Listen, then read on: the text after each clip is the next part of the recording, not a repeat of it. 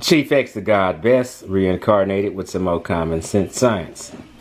So, check this out. This is the Shrine of Maat, a place where our brother Jabari holds services, kind of like church. Okay? So, this is Jabari Osase. This is Sonjedi. And this is Baba Heru. And this is, I'm not sure of his name. I think some wives are here. And everybody in this room got a large ankh in their hand that they're holding, basically. And I just wanted to break down the psychology of what this man said, really. Now, I'm not hating on Jabari, okay, or anything like that. I think Jabari is a good moral man, has good morals, has good intent, intelligent, mild mannered. I like him. He's cool. He's very, he's very mentally sharp. Okay. But in my opinion, what this is here, although they're learning and fellowshipping and getting together and, doing their own progress individually, what have you, it seems kind of cult-like to me. Okay? Let me just say that. Now, what this man is about to say is that he's about to speak on, actually it's an admission of guilt.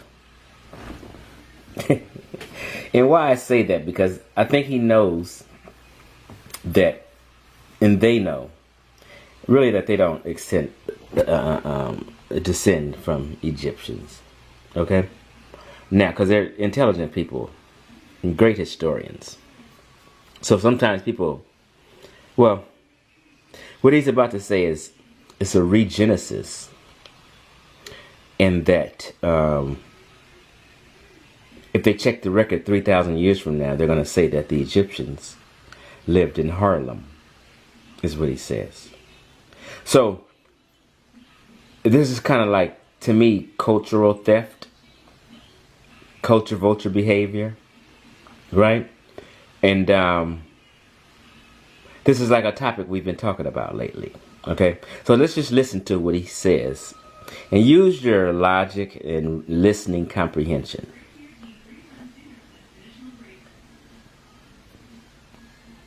So what we witnessed on that, we should be celebrating. That should be in the Schomburg, that footage. And by the way, they're not exposing anything. Yeah, they ripped that information from the Shrine of Maat's page.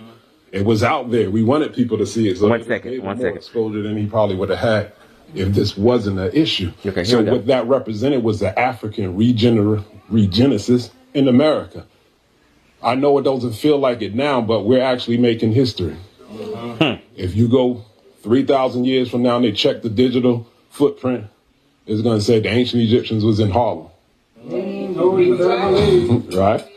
Because there's no such thing as past or present or future. It's only the present. We're here now, right? Right? So he's teaching that there is no such thing as a past and a present. To me, that's kind of disingenuous in a psych game. And it's disrespectful to the ancestors who died. It's disrespectful to slaves in America. To say that there was no such thing as a past and a present is foolishness to me. Let's continue listening. We've been here now since 11 o'clock. 11 o'clock is now the past. When we came at 11 o'clock, what time is it now?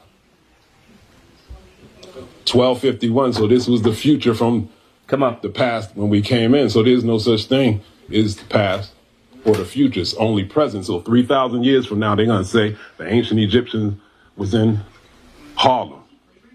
The Moors was in Harlem. The Israelites was in Harlem. They're going to be like, damn, no, it was popping back then. I needed to be there.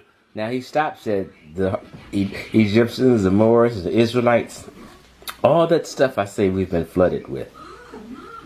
All that culture vulture stuff. Because we wasn't the ancient Egyptians, the Israelites, or the Moors. Okay? And there is such thing as a past and the present. I'm not sure what kind of mind game that was. Okay? Let's continue. But when you're making history, it doesn't feel like it. So he's saying that they're making history. This is called what I call revisionist history. Chopping it up and changing it to fit their own narrative in their own sight game. Let's just continue to listen. And somebody asked, how come we don't see West Africans holding the arm? There's a little joke. Let me find my primary. Y'all want to see? Right.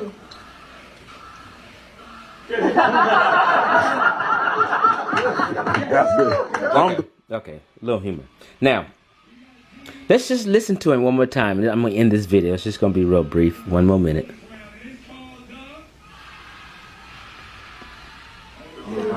If you go 3,000 years from now and they check the digital footprint, it's going to say the ancient Egyptians was in Harlem. This ancient Egyptians gave him more exposure than he probably would have had. Okay, here we go. This wasn't an issue. Here we so go. what that represented was the African regenesis in America. Regenesis. I know it doesn't feel like it now, but So Genesis means the beginning. Regenesis. Revisionist history. That's what this is. Just listen to him again and think and have a good reading comprehension. Listening comprehension. we're actually making history. If you go 3,000 years from now and they check the digital footprint, it's going to say the ancient Egyptians was in Harlem. Right? Because there's no such thing as past or present or future. It's only the present. We're here now, right? Right? We've been here now since 11 o'clock.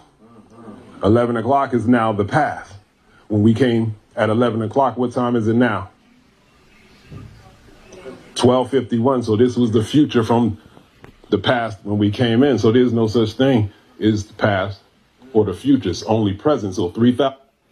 First he said, before this was the past, this was the future. Past and the present. Then he said there's no such thing. I understand what he's trying to say, but that's total bullshit. 1,000 years from now, they're going to say the ancient Egyptians was in Harlem. The Moors was in Harlem. The Israelites was in Harlem. They're going to be like, damn, no, it was popping back then. I needed to be there. But when you're making history, it doesn't feel like it. And making history. Making up history. I'm not sure about y'all listening comprehension, but I know my listening comprehension is great. And I know what people mean or are trying to say, what they're trying to portray to others. So all this stuff is kind of similar to cult life to me.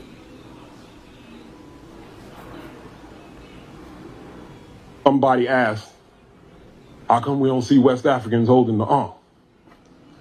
Let me find my... Okay, so that's just all I wanted to share.